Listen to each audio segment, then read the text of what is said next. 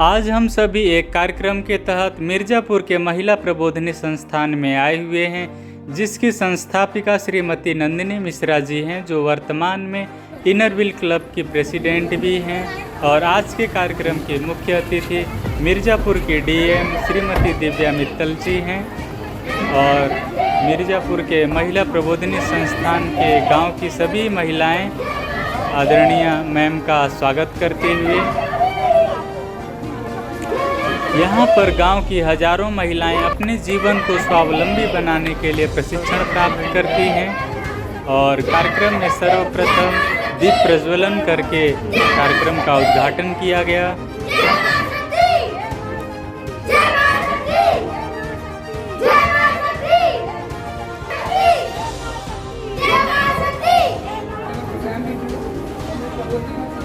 कार्यक्रम में विशिष्ट अतिथि के रूप में मिर्ज़ापुर ब्रह्मा कुमारीज की सेवा केंद्र प्रभारी बीके बिंदु दीदी जी, पीएसी की अध्यक्षा श्रीमती विभा वैद्य जी कार्यक्रम में विशिष्ट अतिथि के रूप में मौजूद रहीं।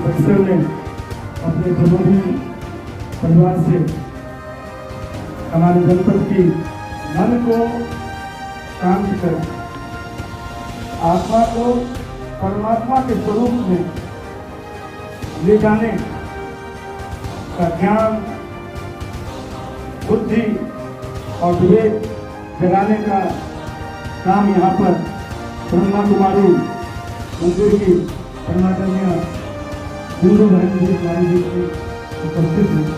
इस क्षेत्र की सफलता कार्यों के कार्य के लिए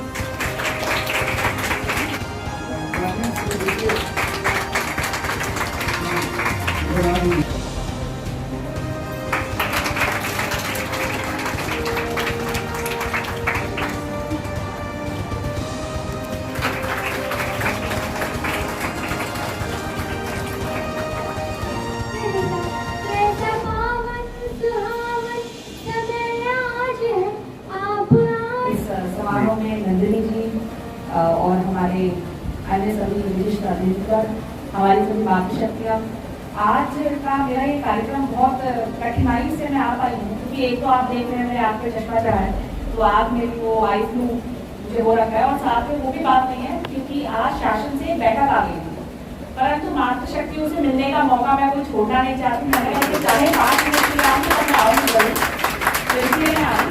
और मुझे बहुत अच्छा लग रहा है कि आप लोग इतने अच्छे से अपने जीवन को आप आगे बढ़ा रही हैं, आप इतने आत्मविश्वास के साथ इतने अपने आप को आत्मनिर्भर कर रही हैं। ये जान के मुझे बहुत अच्छा लगा। मैं केवल आपको ये कहना चाहती हूँ कि देखिए, आपकी राह जो है आसान नहीं है, क्योंकि आप जिस वर्ग से आ रही हैं, हो सकता है आपके पास उतना जिसे कहते हैं सपोर्ट, जिसे कहते हैं कि किसी का साथ, हो सकता है उतना भी आपको ना मिल रहा। हो सकता है आपको काम करने के लिए अपने बच्चे को गोद में लेकर काम करना पड़ता, कि कभी बच्चा भी देख रहे हैं, फिर खाना भी बनाना है। जैसे हम जब बड़े हो रहे थे तो मुझ पे कभी ये नहीं था कि खाना आपको बनाना पड़ेगा, तो मैं आराम से पढ़ ली। लेकिन हो सकता है जब आपकी बच्ची पढ़ रही हो या आपका कोई काम कर रहे हो, तो हो सकता है ये घर की भी जिम्मेदारियां आपको उठानी पड़ेगी। इसीलिए आपकी जो यात्रा है वो हम जैसे लोगों की यात्रा से बहुत कठिन है। इसलिए मैं चाहती हूँ कि आप अपने ऊपर बहुत गर्व करें कि इतनी कठिनाइयों के बावजूद आप लोग सपना देख रहे हैं, इतनी कठिनाइयों के बाद भी आप इतना आगे बढ़ने का प्रयास कर रहे हैं। ये जो है ना, ये जो जज्बा है, उसको मैं सलाम करती हूँ और आपसे मैं प्रेरणा लेती हूँ कि आप लोग अगर इतना कर सकते हैं, तो जैसे बताया आपने विद्यार्थी के लिए कर दिया ना, तो मैं क्यों नहीं कर सकती जब आप लोग कर रहे हैं। तो आप लोगों को जो है मुझे प्रेरणा मिलती है कि हमारे घर की, जो हमारे भारत के ग्रामीण परिवेश की जितनी लड़कियां महिलाएं हैं, वो इतनी मेहनत से काम कर रही है, सबका बोझा उठा के चल रही है।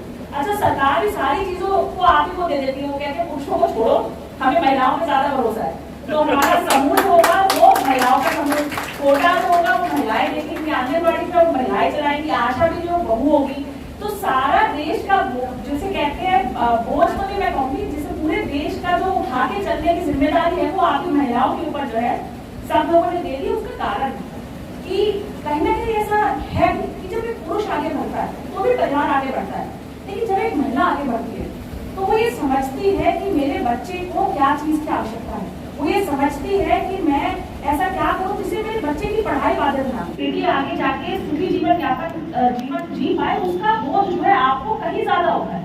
तो जब आप आगे बढ़ती हैं तो आपकी बेटी आगे बढ़ती है, आपका बेटा आगे बढ़ता है, आपका परिवार आगे बढ़ता है, आपका गांव आगे बढ़ता है, आपका जनपद आगे बढ़ता है और आपका प्रदेश आगे बढ़ता है और आपका देश भी आगे बढ़ता है। तो ये सारी जिम्मेदारी जो आप लोगों को दी गई है, मैं चाहती हूँ कि आप लोग जो है अपनी कठिनाइयों से कभी भी वो ना हो कि मेरे पास इतनी कठिनाइयां हैं। आप लोग जब आगे बढ़ेंगे ना तो आपकी जो अगली पीढ़ी आएगी वो आपके संघर्षों को देख के कहेगी कि देखो मेरी मम्मी ने भी तो किया और मेरी मम्मी के पास इतनी समस्याएं थी, उसने फिर भी किया, तो मैं भी आगे बढ़ूँ। आप जब आगे बढ़ोगे, हम भी जब देखते हैं पुराने अधिकारी जो महिला अधिकारी पहली होती है तो हम भी प्रेरणा लेते हैं कि देखो उन्होंने किया तो हम भी अपना और रास्ता बनाए। इससे पहले वाले जनपद में मैं प्रथम महिला जिलाधिकारी थी, तो मुझे देख के कितनी बच्चियों को लगा होगा, मुझे देख के बच्चियों को लगा होगा कि वो भी तो बनी है तो मैं भी बन सकती हूँ। तो 4 बच्चियां और पढ़ी होंगी ये सोच के कि अच्छा महिला भी जिलाधिकारी बनती है। तो आप जो है पूरे समाज के लिए प्रेरणा स्रोत है।